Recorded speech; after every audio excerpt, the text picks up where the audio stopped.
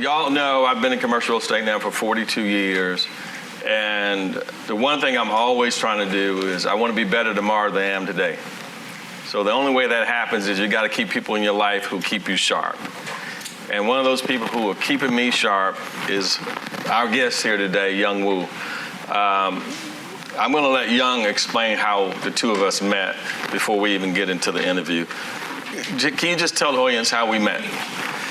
So I read an article that T. Dallas Smith made a deal on Microsoft land. So I say, I got to reach him. But I call so many times, he never returns call.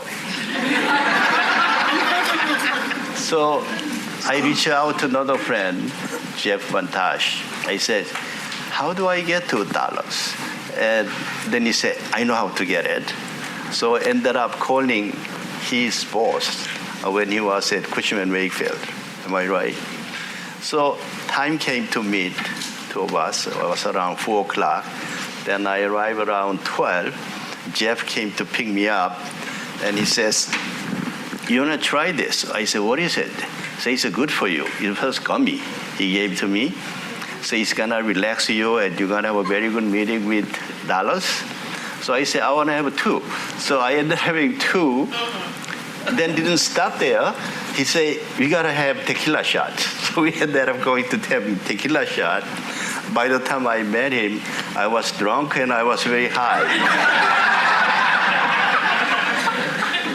That's how we began. I had no idea. I was just like, man, this dude is so cool. He was just so relaxed.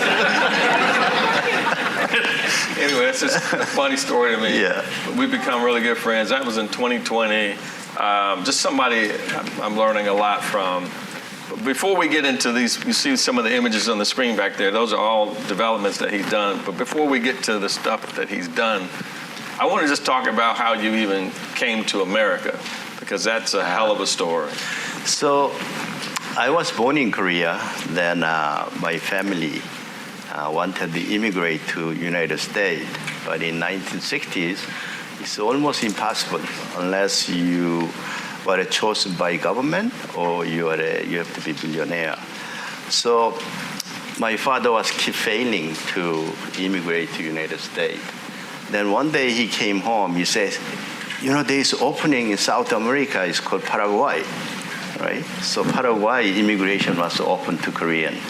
And his idea was, I don't know where is North America or South America, but it's America. So when we go there, someday we're gonna go to United States. That has to be how we began. It was 1965. And 1965, South Korea, tallest building was 11-story in the entire country. And Paraguay GDP was higher than South Korea. And so we got to Paraguay, and no one speaks Spanish. And some people spoke English, but nobody practically was speaking Spanish. So we were struggling. Then one day, former ambassador to Japan from Argentina, and he wanted to hire a family to work in dairy farm. So I was barely 12 years old, and I began to milking the cow. And I didn't mind to working 7 days, or 365 days, but getting up 2 o'clock in the morning is a very painful thing. Then you gotta repeat in the afternoon again. And it was an amazing experience to see this millions of stars at nighttime and how the cow behave. They are like human. It's fascinating. If you look at their face, those rough guys, they act like rough boy. So it was an amazing experience. Then from there, we went to Buenos Aires. And one day, when I was 19 years old, I woke up and I said, wow, I got to study. And I got to have education.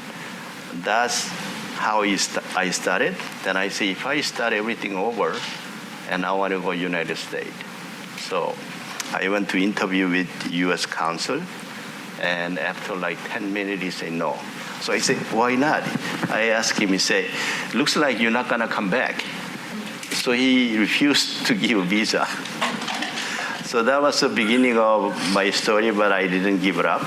And I told my family, I said, I'm gonna cross Mexican border. So they say, how are you gonna do that? So I say, look, I'm young, I can do it, and don't give me more than $500. And I'm gonna go to Bolivia, to Peru, and keep going to Mexico to cross. But I've been very lucky in my life, has to, I believe, my parents. And like 2 days before, I was leaving to Mexico, and my brother-in-law's weekend house, he was the owner of the weekend house, and he heard about my story. He said, don't do that and come to my office. And I went to his office. He was very kind, drove me to American Consul, and then he said, you wait there. Then 5 minutes later, he got the visa for me, a business visa. Then, do I still continue? Yeah. I want to get to the. Okay. Continue till you get to the grocery store. Then from there, on the way, he says, I'm going to take you home.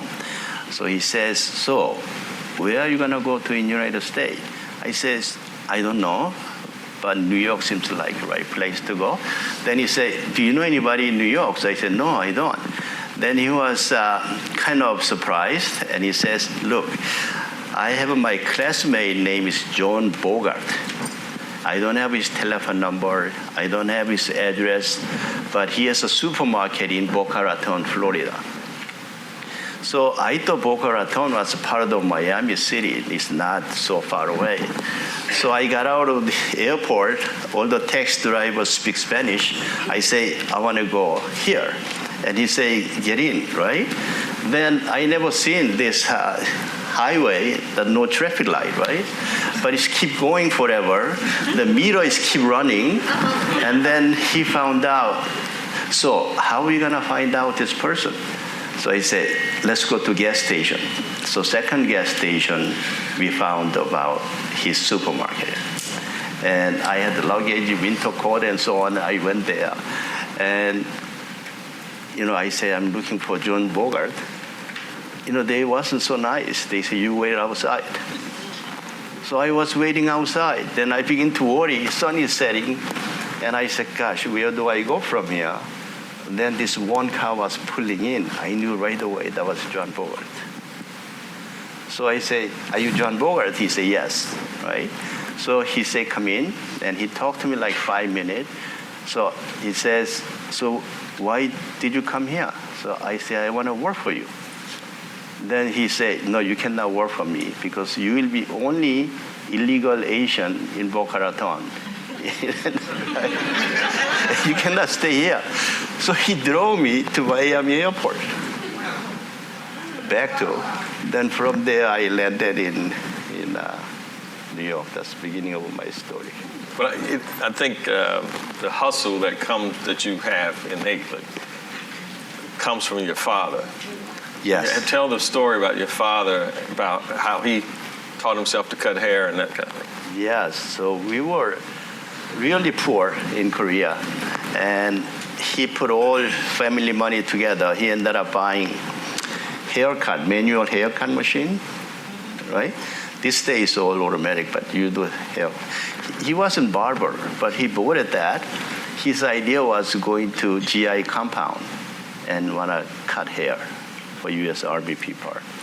So he tried for 30 days. They don't let him in because this stranger guy keep coming in and say, want to cut hair.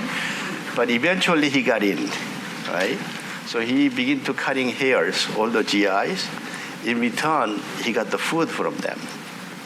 So he brought home, and that's how we. So since then, he says, look, this is a fascinating thing I'm experiencing. He says, they chew gum, they eat chocolate, they drive Jeep. Say, this must be heaven. We got to go to the United States. That's what everything started. So the hustle that's in you, that similar thing with his dad with the haircut. Talk about how you end up going to college. His college plan is very different than most of us, but talk about how that happened. Yeah, it's very personal thing, but I will say because Dallas is asking me to do it. So I never graduated elementary school, but when I was 19, I say I want to go to school. So I came to New York, and I tried so many different ways to study. But when I went to elementary school, I'm the tallest guy. It looks funny sitting there. And then I tried middle school, high school. Then I did home study one. Really, it was difficult for me, not speaking English very well. Then one day, I was coming out of Columbus Circle from Subway.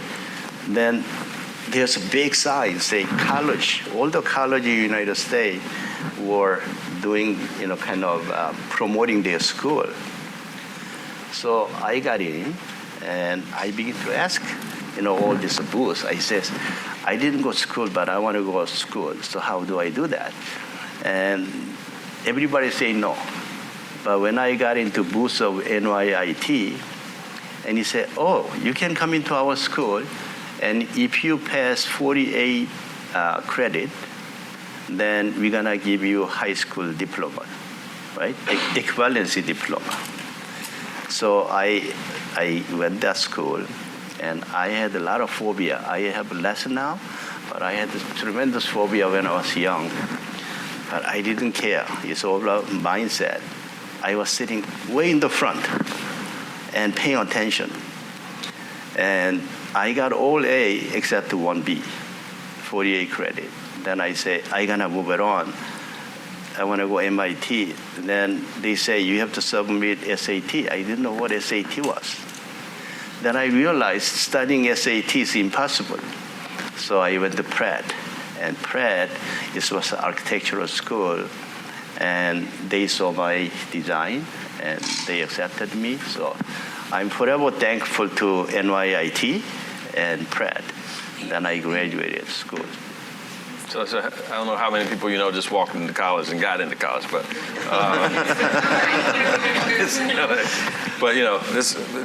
his determination, his hustle was something that I just find fascinating.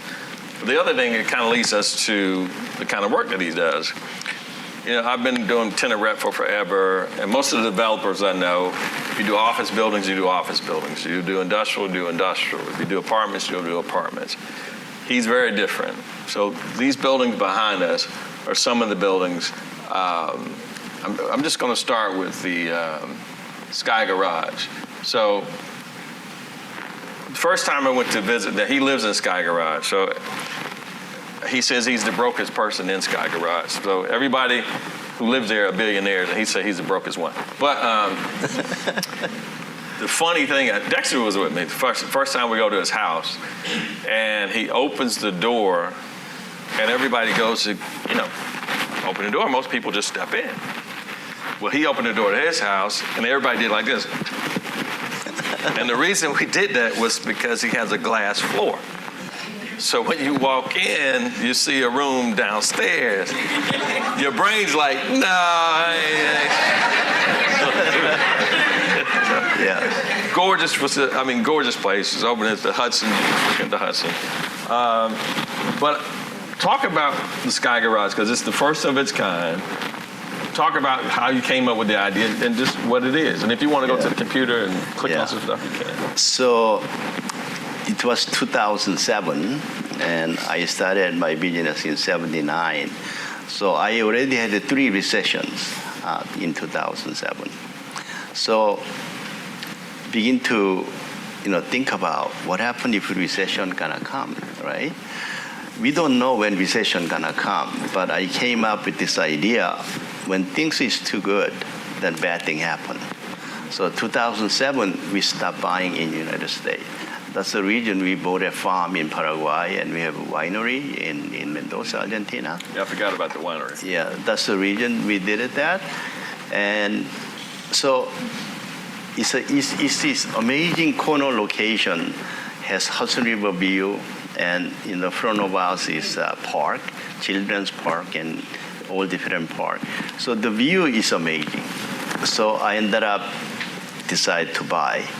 And then I says to my team, we have to come up with an idea that we can ride the recession. So when I Google it in 1991, I found out they sold more Bentley than other years. So I said, okay, we gotta go to mindset of a billionaire. If we can create one of a kind of building in the world, then these people will buy. That's the idea of Sky Garage building. Sky Garage building is not new. If you go multi-floor commercial parking garage, they use freight elevator to take it up and down. Only difference is you can drive your own car here and go up to your apartment. And also it's the first time in the world, high-rise building, we introduced Sky Garage idea. But I've been facing the wall all the time. Community board say, no way you can do it. New York Times say, no way, Jose, you're ever gonna happen this thing. Fire department say, no way you ever gonna build this, because if you blow up, then what happened, right, in the middle area? But we never stopped. We never gave it up, and we continued. So city planning commissioner overrided everybody. He spoke to the mayor. They say, this is it. This is a very New York thing. There's originality in this concept. We have to let them build. So we built it. And then, we believe, art is a very powerful thing. So I ended up hiring Annabella Seldorf. She's a billionaire architect. So we built it. And in 2017, New York Times says it's the most beautiful building in New York City.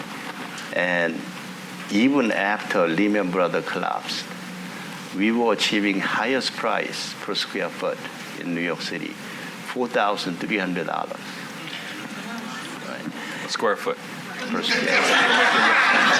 Make sure you heard that. And,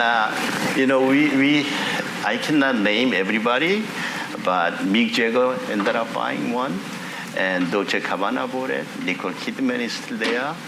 And when we sold for penthouse for $42 million, and this buyer came, said, I heard about this project. And then he spent like 5 minutes, and he gave me a check for $5 million. He says, hold for 7 days. And then 7 days later he came. I thought he gonna negotiate the price. He's not even asking $1 discount. So in full price, we entered the contract. Then like 2 weeks later, he came back, he said, don't do any interior work, because he doesn't like what we have done, I guess, interior work. And so I expected discount, right? Because I don't have to do interior work. No discount. So that was a good thing about dealing with billionaire people. It was good. So we sold it out, most of the unit in 2009, because it's one of a kind in the world, and they want to possess something nobody else has. And that was the whole reason they ended up buying. Then, what is the most ironic thing? When Dolce comes, he comes with 5 black cars. He never used car, right? They don't need to use car because they have drivers and they have all that. So why did he end up buying that? Imagine you want to visit him. You say, come up to my apartment. It's a fascinating experience, right? In New York City, you're going up and you park next to his living room and you can get out. It's about experience. It's about new things. It's about something unexpected. That's what happened. Absolutely. Thank you. So again, a lot of first, so Sky Garage.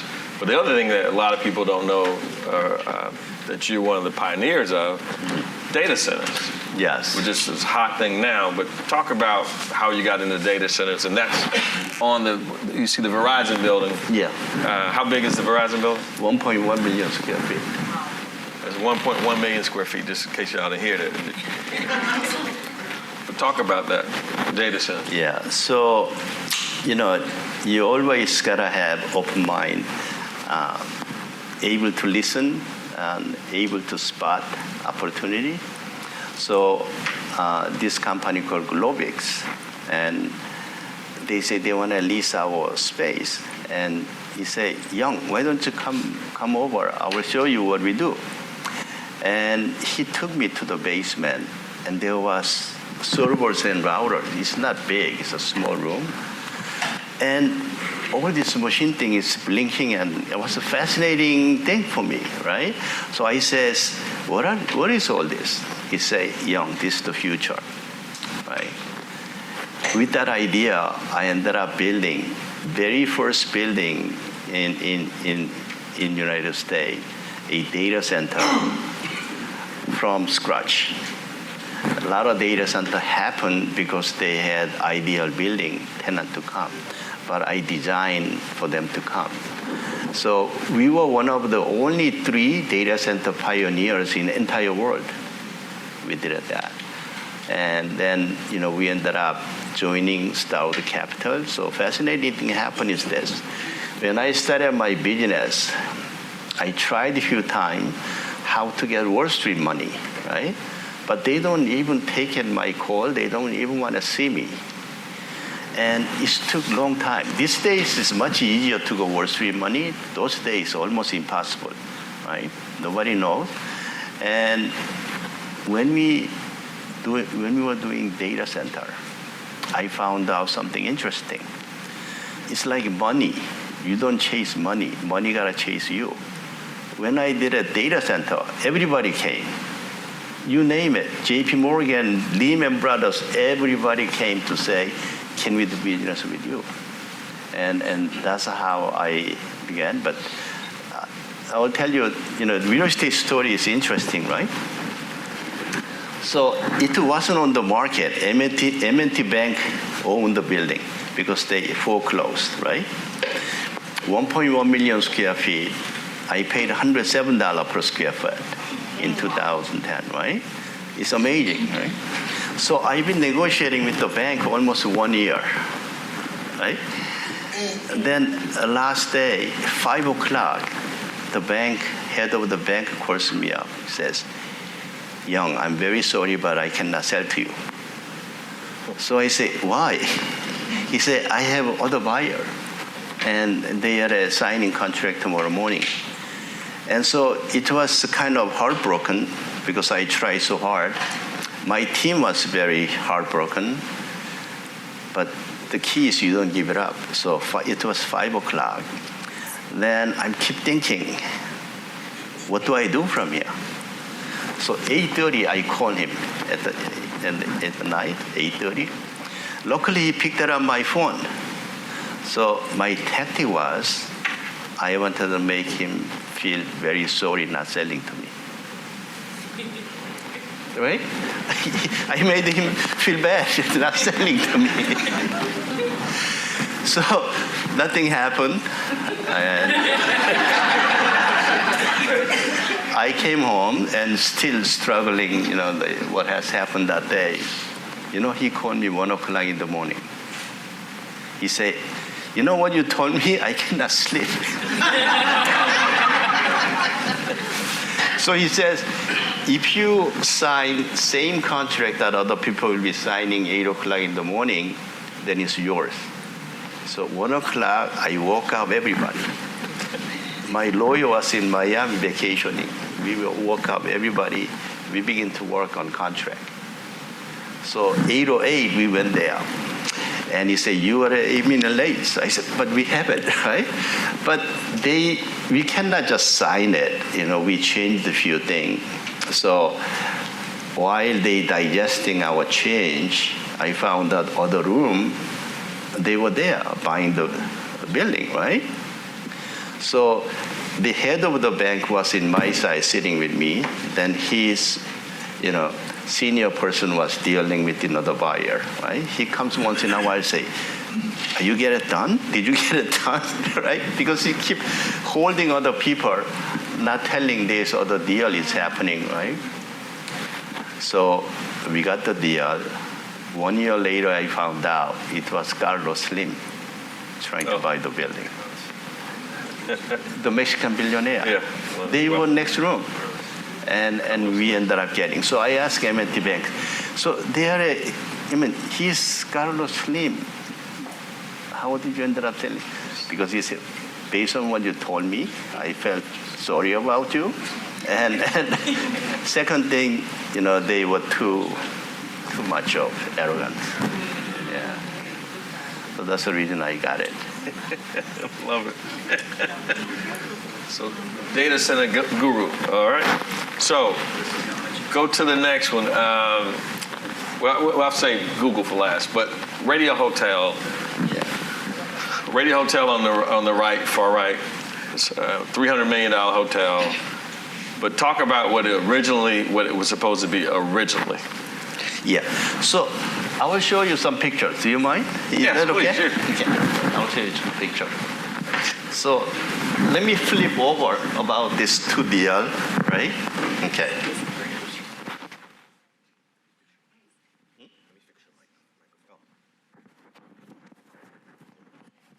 Thank you.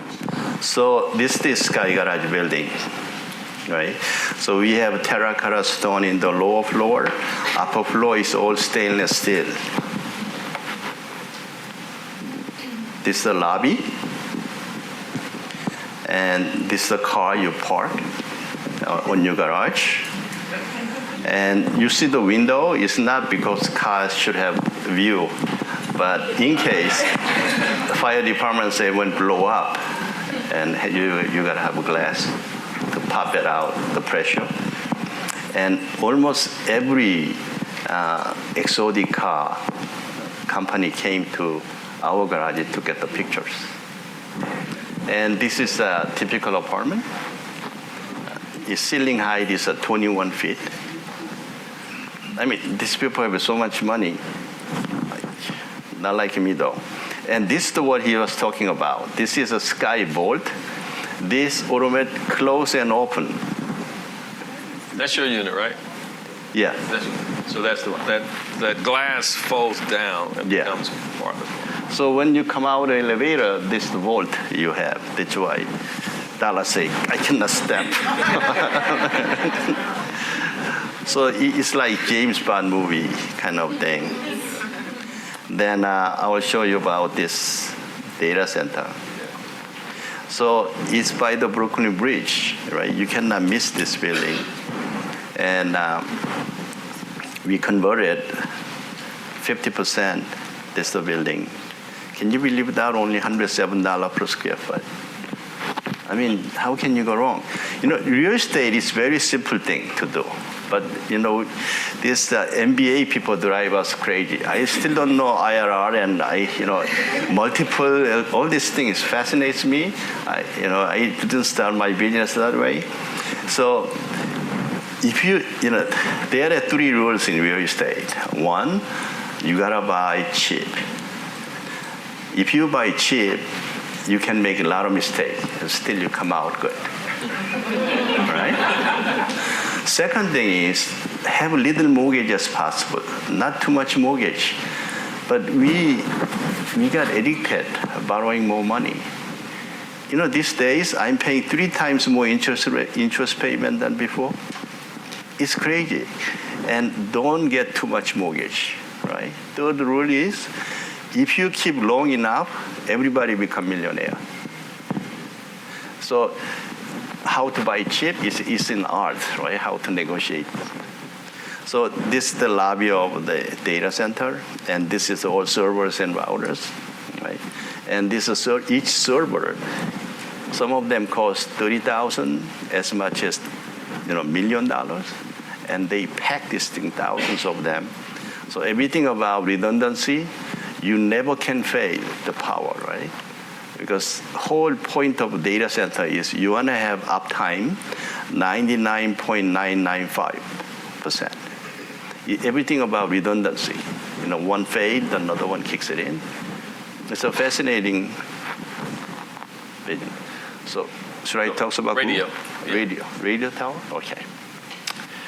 So let me, because I don't think you have this on there. It was originally just supposed to be a McDonald's. Yeah, with McDonald's. a Dominican bar on top. That was what it started off being. Yes, that's So- very true. Take it from there. So, I grew up in South America. I guess deep inside there was a lot of nostalgic reason to do this. And I was living 6 blocks away in 1972 in this area. And this used to be gas station. So I drove a truck, believe it or not. I was a delivery man, delivering bananas. That was my thing. So I know this site because I went to get the gas. Right? Then, so much time later, about 80 years ago, and this was on the market. So I went there. I went to see it. And it was a fascinating location. Then I Googled it. And then there are 1.6 million Latinos in New York City. In tri-state, you have 4.7 million Latinos living. But none of any meaningful developer attempted to develop in Latino community. Latino community is big. If all the Latinos in the United States put together, their GDP is the 21st largest in the world. It's only growing, right? It's not slowing down, it's growing. So I said, gosh, we gotta build something. Then I drove around, and there are 275,000 people living in the immediate area. So I Googled it again. Similar city that has 275,000 people. City of Buffalo popped it up. Pittsburgh popped it up. And then I say, how many hotels? In Buffalo, there are 2,800 hotel rooms. And here is 106 in this community. On the right-hand side, this brown building is a Yeshiva University. On the left, you don't see it, but there's a huge Columbia Hospital complex. And George Washington Bridge is right here, right? So I say, I'm gonna build a hotel. Then I drove more. I found out most of professional offices was on the ground floor or walk up. There was no Class A office building. So I say, I'm gonna build a Class A office building. So this building, last year, we got award 10 best meaningful building in the United States. And this color is not Latino color so much. The architect from Netherlands came. He spent like 3 days going around. He chose the community color. Some building had the blue color, some had yellow. Then it's all brick, because most of the building there is a brick building. So he ended up designing this and has event space. We have a courtyard, 7,000 square feet. So this one is a hotel lobby, and that's hotel entrance. This is a halal restaurant. This is a courtyard. And the brick is glazed. Yes, and from Spain. This is the room. So we have yellow room, red room, and it's a fascinating thing. We opened about 1 year ago. And I expected a lot of Latino people to come, but very few. They were a little bit kind of, wasn't in their kind of thing. It's not like open the door coming in. So 90% of our hotel guests were aged from 25 to 35 from all over the United States, young people. So I asked them, so why did you come here? He said, they are so interested about Latin culture. And second thing, say, architecturally is so interesting. So experience, right? And they want to stay like Sky Garage building. They want to stay where they never been before. So my theme about development is this: if I can create one of a kind in the world, I can win. So constantly I'm trying to come up with the idea. And it's amazing if you go there. And restaurant, people line up, and Latino people, there is like pyramid, right? There are professional people, creative people, and so on. In our restaurant, we have drink, 300, 500, 600, 900, they buy that. And they they love to come this place. And it's like fashion show. Every weekend you come. So that's the red room, right? The view is amazing. And then this on the bottom left is the office building entrance. And this is the event space. So we deliver something the community really needed. And so what I want to say, I think what Dallas wants me to mention to you is this. Upcoming community, we have to pay attention to upcoming community. I'm so interested south of I-20. I think that has a huge potential that everybody trying to build in the north, but south, I think that's the place to go. And this radio tower gave tremendous hope to Latino community. And they are so proud. They don't even spit in front of our building. It's amazing experience to see. When we were getting the permit, everybody protested. So we don't want you to come because we'll be displaced and rent gonna go up, and we don't want you. But again, you never give up, and you constantly try and try. Now they are so proud of this building. Okay, I think. Okay. So we talked about Radio Hotel. In the middle, Pier 57? Yes. Talk about that. So that long one, on the second one, is a Google building. So it was in 2009, it was RFP, New York City and New York State route. So I was competing with Related and Durst and I, right? So Mayor Bloomberg didn't like me, actually, because they were sweetheart developer. He's already chosen to do. But he said, Youngwoo? He was so surprised. This unknown guy popped it up, and they are bidding on it. So how I won the bid is very simple theory. Did you watch Gladiator movie? Right? The manager say, you gotta win the crowd. If you win the crowd, you're gonna earn the freedom. So I cannot compete with them in political level and so on. I begin to earning the heart of all these creative people, architectural groups, and all those people begin to support us. And then we won, right? It's a 97 years lease. We almost don't pay rent. It's a 685,000 square feet. So this fascinating thing happened. On top, that's a public park. So when Google CEO came and standing up there, he looked around, he said, wow, typical developer try to maximize profit from this roof because the view is amazing, right? Then he realized this developer created 80,000 square feet public park. And he actually said, oh, my people can play Frisbee, right? That's everything started.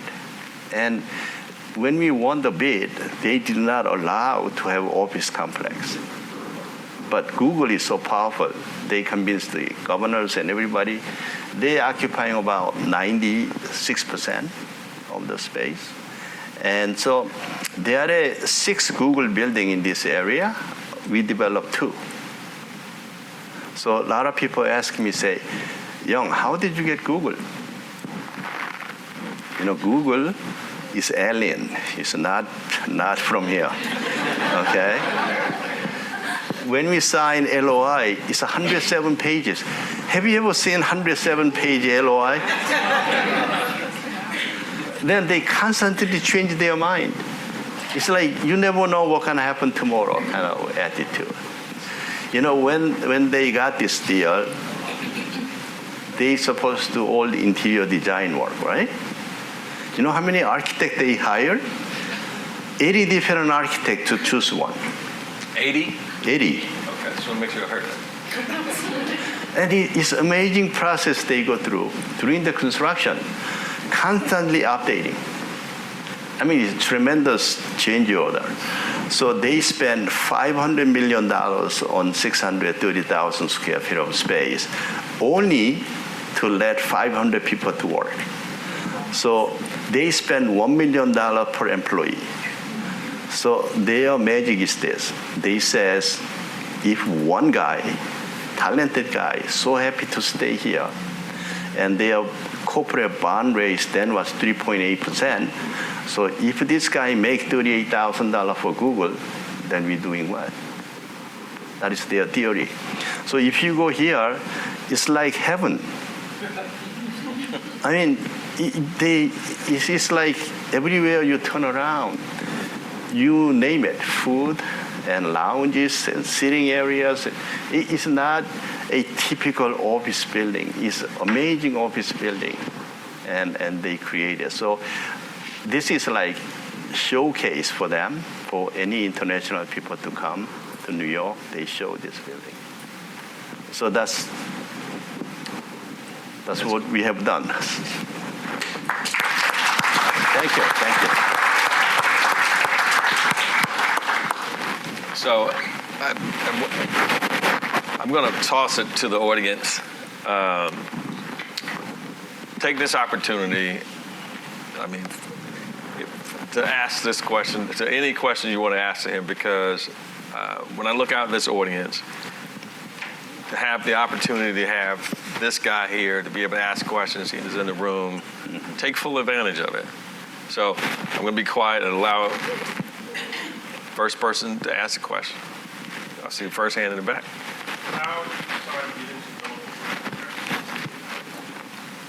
Real estate business?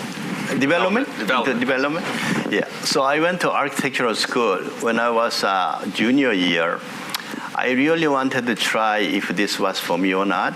So I hired retired architect who has a license, and I asked him to stamp. Then I went out to get the job, and I designed. Then I realized it's very different than school. And budget, they never had the budget to do design work, and it was so difficult to collect money. So I said, this is not for me. I'm not gonna do this thing. So by the time I graduated college, I knew I'm not gonna be an architect. And I decided to become developer because I was thinking what to do. Then I look around, it's all about real estate, right? Everywhere you see is real estate. And people spend about 68% of the time inside of the space. So that one made me to become developer. I saw Dan Byers, then Kurt. Mr. Wu, thank you for sharing time with us. This has been fascinating. Really two questions. Number one, can you share with us an example after you moved to America and after you had graduated college, where maybe you had to overcome some prejudices towards you, either to win a project or to win business? And secondly, can you expand a little more? I'm delighted that you have an interest in Atlanta. That's a good thing for Atlanta if you have an interest in us. But can you expand at all about any product type that you might think of for the south side of Atlanta? Yeah, I don't want to think about anything negative. I want to have a positive attitude and confidence. So once in a while, when I was driving taxi, I know people say something from behind, but never bothered me. I say, this is the price that I have to pay coming to, this a new country. And, even if you go to the wrong place, they kill you, right? So at least they were good to me, right? So, those days, everybody closed the divider. They were worried about they're gonna rob you and so on. I always opened, and I never closed my taxi doors. So here and there, you have those kind of incidents. You feel minority, but really, it's all about how you think, right? And then why Atlanta? I bought this bankrupt Macy's warehouse building, across of Top Golf. It's about 17 acres. And I paid almost nothing, 25 years ago. And nothing really happened until Top Golf came. And Top Golf put our property on the map. So real estate business is not about how you think, how you plan. So the key is you should never disconnect your chain of thought. People make a big mistake by disconnecting, right? So some friend asked me, say, so,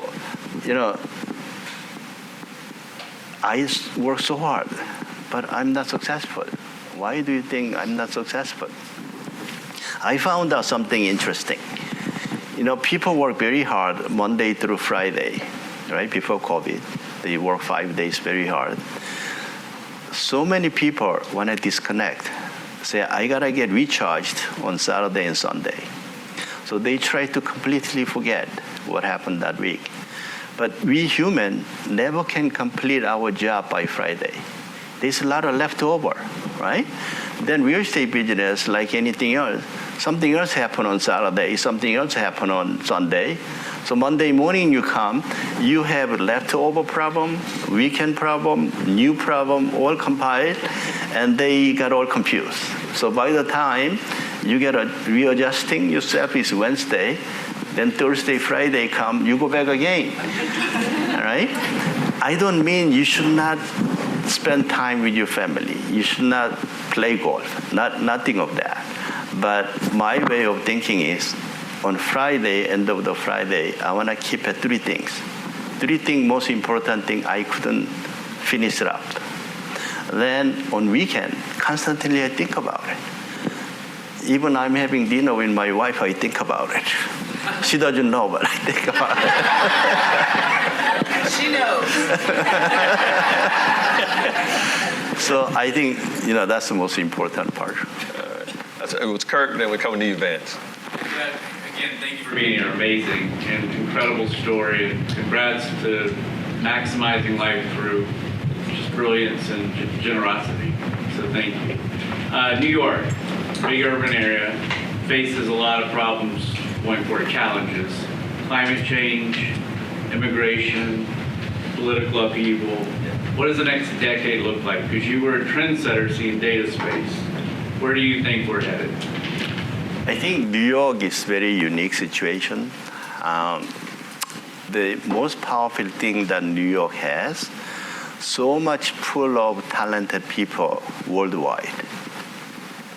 And I know migrant, they are a lot in New York City, over 100,000 people. I was like that, right? I was going to cross Mexican border. My opinion, in long run, is a good thing. But U.S. completely unprepared about this, right? Think about Japan is suffering, Korea is suffering because they don't want to have a baby. And they have no workforces. It's a tremendous problem happening worldwide, Europe too. So all these people who want to come to the United States, they put their life at risk to come here. Those kind of people, in my opinion, you got to embrace. Because those people have goal. They have a dream. They want to come to this country.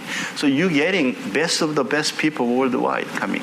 So New York, whoever want to make it $1 billion, young people, probably they think about New York. I think that is the most powerful thing. Good thing Eric Adams is still pro-business, and he continues to do that way. And of course, there's a lot of problem. The biggest problem is office part.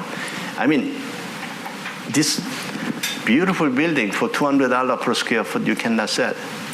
Nobody buys. Downtown is even worse. But I have a faith, eventually, people has to get together. You cannot work forever in home, in my opinion. Now it's kind of a trend. This trend is gonna get controlled. I think it's gonna come back. So I have a lot of faith. So am I investing in New York? No, not really. I think it's too soon. I think next year is a better year.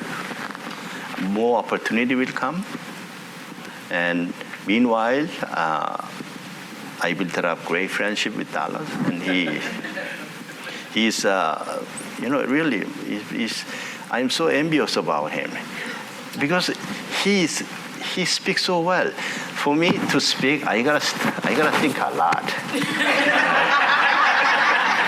Really, I do. So I asked him one day, say, when you go to speak in front of a lot of people, do you prepare? He said, he never. He goes there, he stands there. It's so natural. And not only that, his accomplishment is amazing, and his personality. Yesterday I was in the event with the chairman of the Pilates. Yeah, he said most important thing is attitude. Not smart, nothing. Attitude. His attitude is amazing. So we love to drink, smoke old-fashioned together. And then we chat. We will do that today for sure. Anyway, Vance. Vance, can you tell us, I read a book a long time ago that said, what makes a great great? They all have a motivation or something that makes them great. That's why they become so successful. Can you explain what you do on a daily basis, maybe since you've been very young? Is it affirmations? Is it prayers? Is it cultural? Is it, I worry about my parents, my grandparents being loyal or being successful? Can you kind of give us a background mindset of that? And my second question goes to, my second question goes to the culture. It goes, the Korean culture is that the moment can never be created. Whatever moment you have, it can never be created again. So my second question is, does that carry over into your business philosophy or negotiation skills? Definitely. I think if my family was rich, probably I didn't have that kind of determination. Watching my next generation is very different thinking. When I grew up, I didn't even think about it was an obligation. I thought it's something that I must participate with the family, because family is trying so hard to try to come out. And in Paraguay, we had no money. And watching other people eating, other children eating candy, I was so, it's like touched me. And how come I don't have that kind of thing? But you gotta have some intelligence, but more important than that is emotional intelligence. And if you have that, and then you really gotta work hard. And nothing comes for free, in my opinion. So when you think hard and try hard, the luck comes, right? So this is the real story. One of my friend's daughter won high school award, and that was having lunch with Warren Buffett. If you Google it, somebody paid $22 million to have lunch with Warren Buffett. But she got it for free, right? So she was having lunch. Then he said, I'm going to take you whenever you go. In the car, she asked him, so how would you become successful? So he said, you have to be lucky, right? So she said, so how would you become lucky? Right? Then he said, you have to be surrounded by lucky people. I really believe that, It's like he and I'm surrounded by good people. And so if you constantly try your best, don't think about anything negative thing, don't complain anything, just always go for it. Take a risk and keep going. Something good gonna happen. Amen. We got time for one more question. 5 people's hands showed up. I think I saw you first. I'm sorry. Dallas, first of all, real estate is all about story, and I want to thank you for creating this program and bringing amazing stories from Michael Ford to Youngwoo. And Young, thank you for coming. Thank you. I have so just one question. I want to go back to the data center building, and can you talk how much of that building is the data center, and how much of it is the office residential portion? Yeah. So it used to be Verizon data center, so we thought we're gonna do 100%, but doesn't work. And also New York City electricity cost is very expensive. So they consume a lot of energy, right? Why Atlanta is one of the most interesting city to the data center? Here is a 5 cents per kilowatt. New York City is 15 cents kilowatt. And also because of lack of land, data center is cheaper to do this way, not this way. Because there's a limited roof area to cool, and going up and down costs so much money. So that was the last project, but it was a big lesson. Is your data center all on one floor? No, this about 10 floors. 10 floor, okay. That's good. Yeah, but we could have rented to co-location people, but we have New Jersey. It's much easier for them to go to New Jersey. Thank you. Everybody, please join me in thanking Youngwoo. Thank you.